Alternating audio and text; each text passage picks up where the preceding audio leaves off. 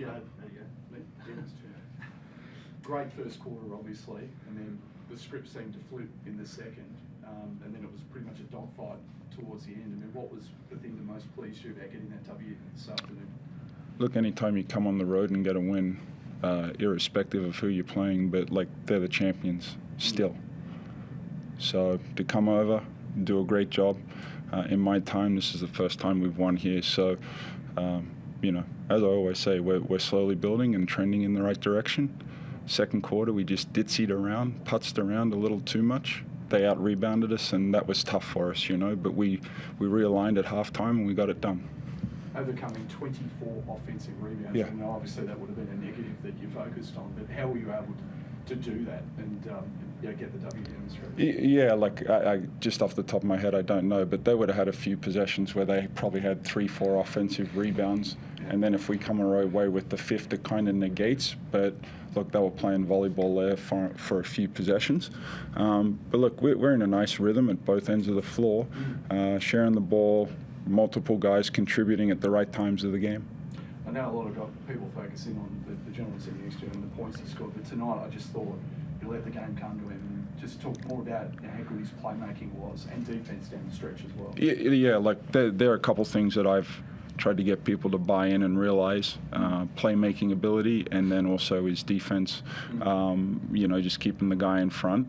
Some teams want to target him a little bit, but we're happy and confident, and we go from there. But it's nice that people are understanding that it's just not about the points. Terrific to see. What about your role players? I mean, Hiram Harris doesn't score that much, but I thought he was huge tonight for you. Yeah, like everyone has to do their job. Yeah. I think saying a role player is somewhat disrespectful, you know, because you have to be a champion at what you do. And that's why we've constructed the roster we have, because you need to perform your task at the right level, and then you're a superstar in your role. And that's what we're doing right now. Yeah. This organisation historically, I mean, has always had a specific identity. So obviously, going way back, run, starting to have some fun. Yep. Then obviously you move forward, kind of the Rob Beveridge, Trevor Gleeson era, which is built on defence. This group now, where you're at, do you feel like you're starting to develop your own identity, or are you still sort of building towards it? That's not for me to worry about. I like to play attractive basketball on both sides of the ball. Yeah. I think the guys are doing a tremendous job of that. We play with good pace and we have good purpose at the defensive end. Can we continue to get better? I believe so. But we have guys bought in and accepting what we need to do to win. And that was the change. We figured out we needed to win some games ugly, and now all of a sudden people are trying to give us credit that we're playing nice basketball. It just took us a minute. Bryce, what's the confidence level in the group right now? I mean, it's been a big change, obviously, from the last time you were sitting right there. Yeah, I think the biggest thing is just staying in the moment. We understand the way we're playing, the way we've been playing the past few months, but we try not to dwell on it because all that matters is the next game. So it's great to get this win on the road. Like JR said, it's our first time winning here in a couple seasons, but we got to flush it, on the way back to the hotel or the airport. It's done and dusted. Is that going to be the key, that kind of mindset, do you think, sort of down the stretch, particularly? You guys have still got a chance at top, so obviously you'll get some sort of home court in the playoffs, but do you think that's going to be the key, that type of mindset moving forward? That's been the key for quite some time now. I think that's the only way to approach things. You approach things in the moment as they come. Once things happen, whether good or bad, you take it in, analyze, and then you move on. And you come to a venue that hasn't been kind to you, Bryce, as you mentioned, with 13,000 fans, off a 39-hour turnaround. How difficult was that, and how proud are you the way the team handled that short turnaround? I wouldn't use the word difficult. At the end of the day, everybody has to play Friday, Sunday games, regardless of where you're located. So we tried to not let that factor in, but definitely proud of the fact that we were able to get a great win against a good team on the road, especially after playing less than 48 hours ago. So I am proud of that, but we don't worry about how far it is and all that. Every team has to do it, but not every team has the record you have. John, the last 4 times you've had a round double. You've won the second leg, and all 4 have been on the road.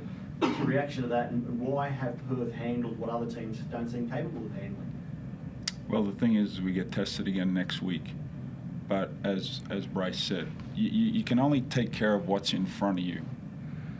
So if we don't take care of Friday, we can't be in here talking like this. So we can never get ahead of ourselves. And the thing that people didn't see is when we were not playing attractive basketball, we were still doing the same things. Like, I haven't changed anything besides us playing better, and like the rotation changed a little bit. So we've had a group that's believed from day one, and they're making the most of it right now. And you have to live in the moment, and you can only worry about the thing that's right in front of you. Matty mentioned it, but just talk to us about Ty Webster and his development this season. His last 4 games, the stats are way up what he's done as a season. So he's on an upward trajectory. What do you make of him today and his growth over the last month? So? Oh, look, he's been fantastic when we've been on this, stretch over the last couple of months. He was probably the one. Well, we had several guys, but he was probably the guy that was really trying to figure out where he fit in with this group. Playing with a dynamic player like BC in the backcourt, and he's a dynamic player himself. So just seeing where he fits in, his teammates understanding to utilize his skill set in the right moment as well. So I never went away from believing in what Ty could do for our team. We had to bring that out of him, and it just took a little bit of time. And you can see, probably the last 2-3 weeks, he's been playing at a very high level. We interviewed him pre-game. He was cracking gags. He was referring to himself as a loose unit. He was smiled from ear to ear. Is he an infectious sort of help to the team, Bryce, aside from what he's doing on the stat sheet, the box score? Yeah, I mean, we feed off his energy in practice and in the games. I'd say, him and I are a little 1-2 tandem, so we feed off everything that they do. Speaking of Usher, I mean, obviously a big night for him, and he's had his ups and downs, but I think it was more about the physicality and the energy that he played with tonight, which was so impressive. Yeah, look, he's, since it seems an eternity ago when he went to the bench, he's evolved himself as a basketball player, just not on game night, practice. So he's done a great job, and you can see the impact he can have. And we have many guys that can influence the game in different ways, like Wags, big 3, corner 3, Doolittle just with his presence out on the floor. David Quera over the last 3 or 4 games has come in and given us a nice lift off the bench. So you're always going to get your chance, your opportunity, your moment.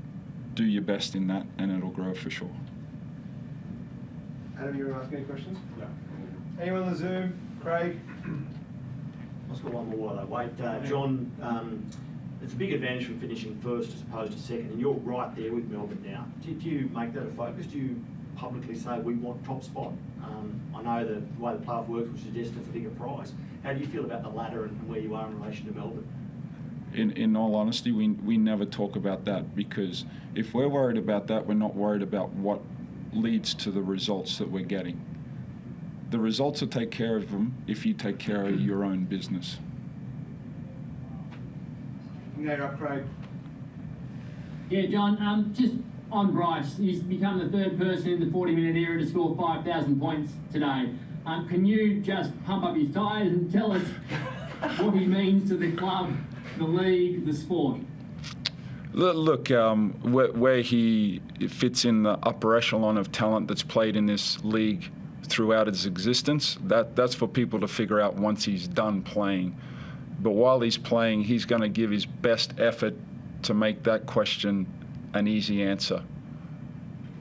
So what he does for the league, what he's done for the club, what he makes me look like as a coach, you got to let superstars be superstars. And I've said it before, when someone's rolling like that, the best thing you can do is stay out the way. Bryce, were you aware of the impending milestone? And if not, what does it mean to you? My mom actually told me after the game, of all people. It's pretty cool. It's a pretty cool milestone. I wasn't aware of it, so yeah, it definitely took me by surprise. But that's a pretty cool accomplishment. Imagine if you would have played in the 48-minute era. You're right. Yeah, would have loved to play in the 48-minute era. What did Mum have to say after the game? She said, "Congratulations, you scored. I was here for your 5,000th point." And I was like, oh, I had a smile on my face, but yeah, Real short and sweet. Very good. Thank you. Anyone else on